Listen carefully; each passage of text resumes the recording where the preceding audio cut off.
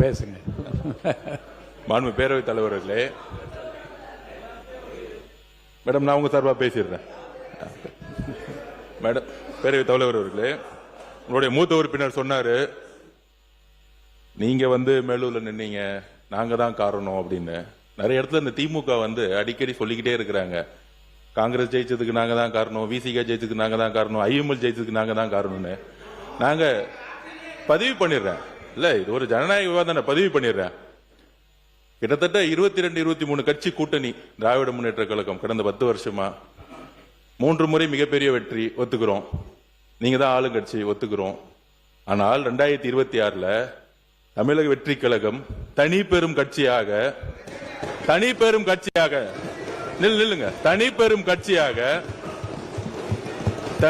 கட்சியாக நின்னு 108 தொகுதி வாங்கியிருக்கோம். தனி பெரும் கட்சி, வெறும் இளைஞர்கள் மட்டும். 23 கட்சி கூட்டணி இல்லன்னு நினைச்சுக்கோங்க, திமுக 10 தொகுதி ஜெயிச்சிருக்க மாட்டாங்க. காங்கிரஸ் இல்லன்னா, விசிகே இல்லன்னா, கம்யூனிஸ்ட் இல்லன்னா, ஐஎம்எல் இல்லன்னா, சென்னையிலே சொல்றேன், சென்னையிலே இஸ்லாமியர்கள் ஏன் ஓட்டு போட்டாங்க தெரியுமா? விசிகேவும் காங்கிரசும் ஐஎம்எல் இருந்தால இஸ்லாமியர்கள் ஓட்டு போட்டாங்க சென்னையில. இது வரைக்கும் திமுக 62ல இருந்து நானும் பார்த்துட்டு இருக்கேன், பெரிய தோல்விகள் சென்னையில இருந்ததே கிடையாது. ஆனால் தமிழக வெற்றி கழகத்திட்ட 14ல 14 தொகுதி தோத்திருக்காங்க. 14 தொகுதி.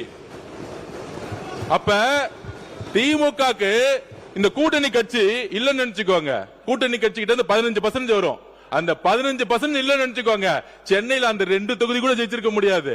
தமிழ்நாட்டுல 10 தொகுதி ஜெயிச்சிருக்க முடியாது.